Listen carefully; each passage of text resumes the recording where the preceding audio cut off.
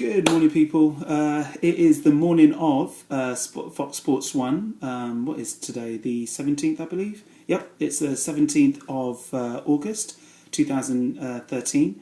I am back and I'm going to try my very best to stay back this time, doing my preview videos, my fight review videos after the fights, and various other things in between, because I know not everyone's a fight fan. Anyway, if you're watching this for the first time, please subscribe and like the video. I'm trying to get as many people to subscribe and like my videos as possible. That way, I might actually be able to, make this thing spread and turn into something more than just a hobby. Okay, right. Let's get straight into the fight picks because I don't want to drag this video out too long. First fight is Joe Miller versus Manny Gamburyan. Joe Miller is 6'1", Manny Gamburyan is 5'5". I mean, right there, before I even start going into strengths and weaknesses of each fighter, that in itself is a bit of a bummer for Manny Gamburyan.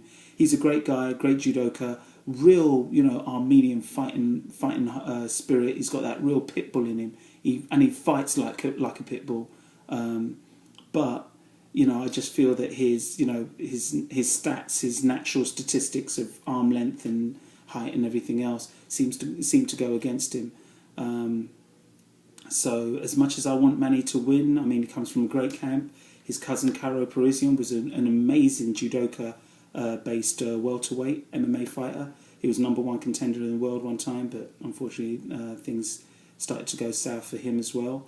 And then his other good training partner and good friend is Ronda Rousey, the most devastating, most dangerous woman on the planet at the moment. So, he comes from a great camp, but as I said, it's not really just about his ability to fight, it's about the statistics, and Joe Miller is a reasonable fighter. If Joe Miller was a bit of a slouch, the height wouldn't matter, but Joe Miller knows what he's doing. He's a seasoned fighter, so I've got to say Joe Miller, Joe Miller will probably take him just by using his reach.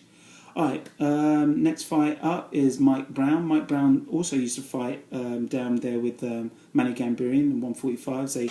They actually came over from the WEC, and then they were integrated into the UFC a few years ago.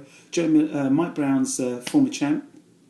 He's beaten Uriah Faber, who's also on this card tonight. He's tangled with Uriah Faber. He was a really tough guy and had a nice little moment where he was controlling the 145 division, and then things started to go south for him. Unfortunately, he ran up. You know what? I'm trying to remember. I might be wrong, so do forgive me. You can do your research if you care that much. But I think he ran up against Jose Aldo, and then things started going south. He's taken some time out. He's been training and serving as like a training partner and instructor over at America's Top Team, ATT. But he's now back as a fighter. Who he's fighting, I don't know. So I'm going to go for the guy that I do know versus the guy that I don't know. So Mike Brown, good luck tonight. Next fight up, or next fighter that I'm choosing to talk about is Brad Pickett. Brad Pickett, sorry, someone sent me a text. No, it's not that important.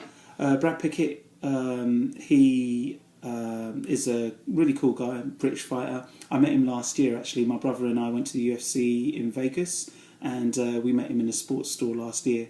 And Brad Pickett's also America's Top Team, so he trains with Mike Brown, and who he's fighting I also do not know. So I'm going to side with Brad Pickett. Brad Pickett's a scrappy guy, and he's got the nickname One Punch, and he does have very heavy hands, so hopefully that's going to stand him in good stead tonight.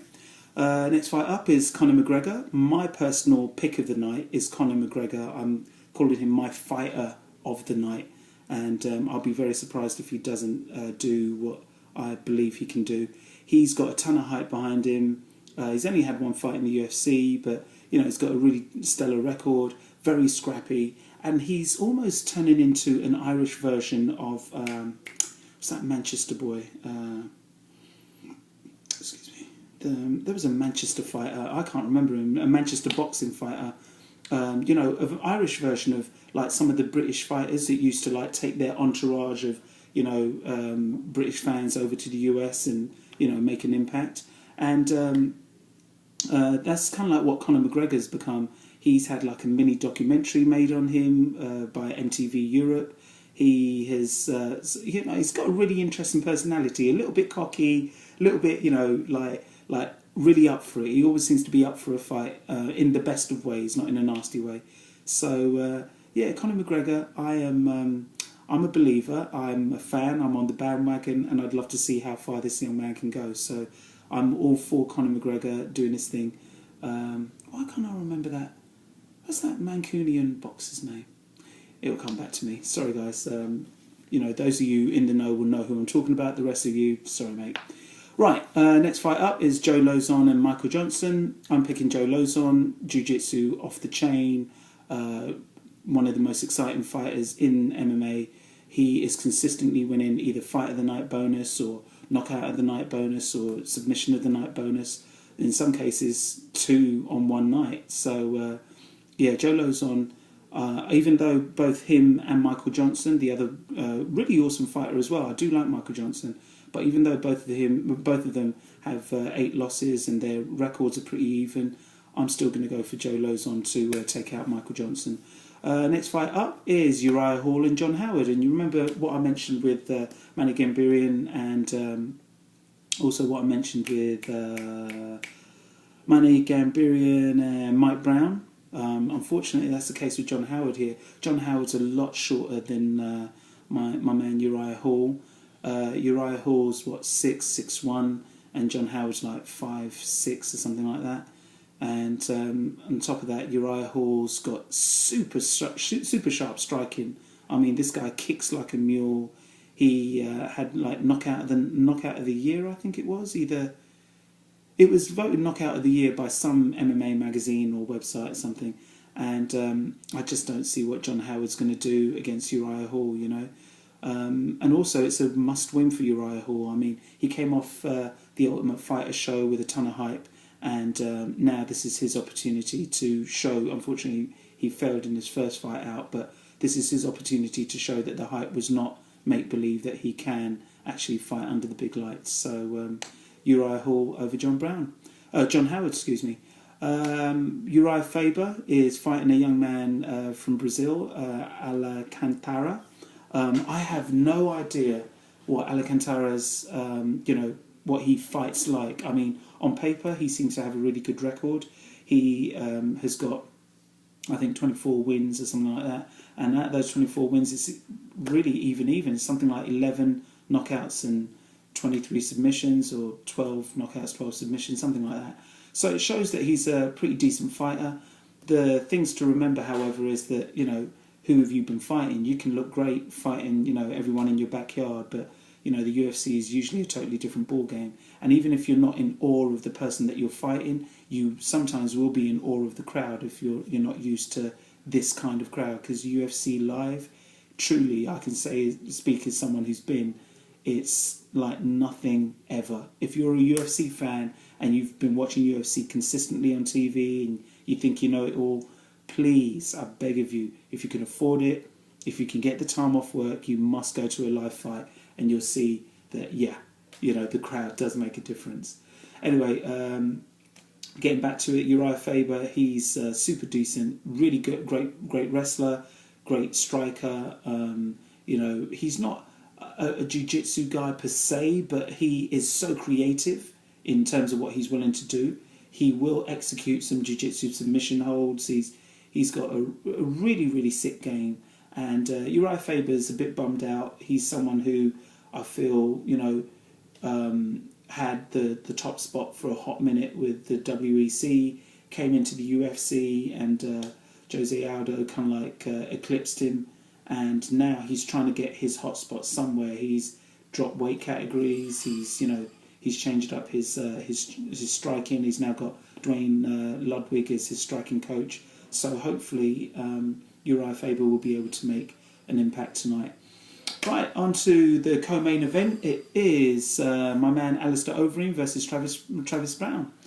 What can I say? Travis Brown is looking good of recent. He has cut a lot of weight.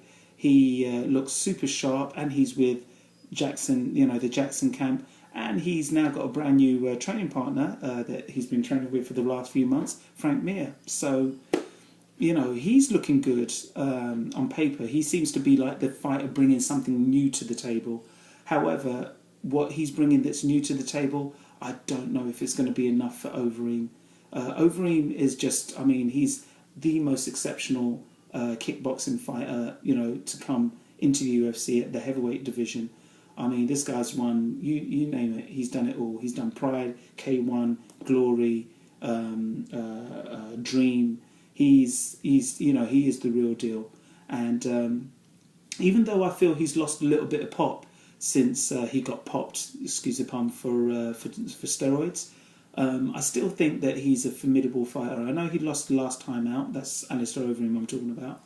But if you think about it, he pretty much smashed Bigfoot Silver for rounds 1 and 2, and kind of like got gassed out in round 3. So if he's solved his gas tank problems, I still think that, in spite of the fact that he may not be on whatever he used to be on, I think that he can take Travis Brown. All right, so that's Overeem over Brown. And then finally, it's the main card. Shogun Rua versus Chael P. Sonnen. Chael Sonnen, loudmouth, sarcastic bastard. I'm actually reading his book at the moment, Chael Sonnen, VIP Guide to Enlightenment, and some other crazy subtitle.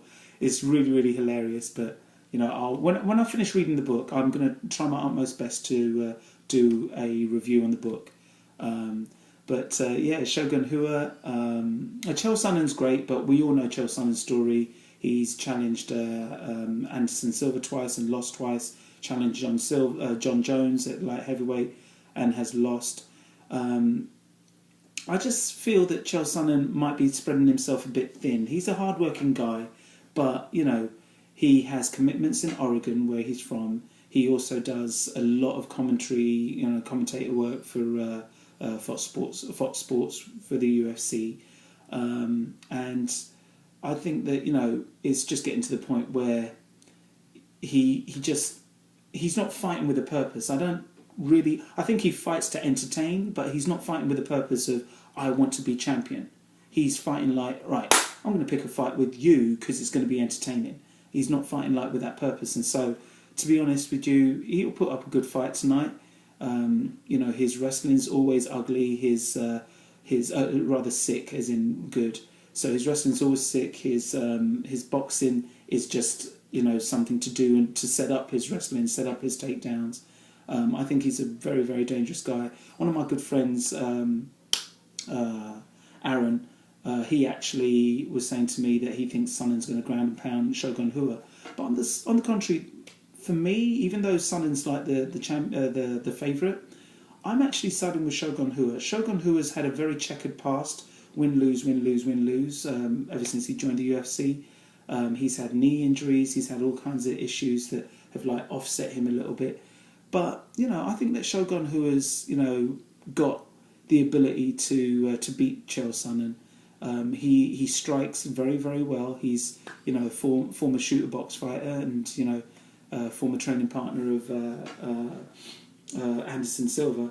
So, and I'm not saying he's as sharp as Anderson Silva is right now, or has been of recent. But I think that his striking is still very formidable. So hopefully he will pull out the win tonight. And if he does, I think that Sonnen, he can start to look at maybe a farewell fight and then just call it a day, because he seems to have so much other things going on for him. As I said, I'm reading this book, which is highly entertaining. And he's he's funny and all the rest of it, but he's also a very insightful guy with MMA. So I'd love to see him, working on other stuff, maybe working on a more serious book, doing other things. And, we won't miss him if he leaves MMA, because he'll always be, in front of the camera somewhere. So I think Shogun Rua, on the other hand, he's a born fighter. And if he doesn't fight, he pretty much will only train, or that's about it. So I think that Shogun Rua, who has recently learned English, moved over to the States, trying to get more seasoned, more comfortable living and doing business over here in the States. I seriously doubt that he came over here just to win, lose. I think that he wants to start a nice little win streak and see if he can hold down his position in the UFC a little bit longer. Anyway, this video has gone on far longer than I intended, so those are my picks. I will give you guys a review video even after the fight, either tonight or first thing tomorrow morning. And as I said at the beginning of this video, please like this video if you get a chance to, and subscribe, comment, interact with me. Those of you who know me through Facebook, holler at your boy and tell me, what I'm doing right or wrong. All right, take care of yourselves, and I'll speak to you in a bit.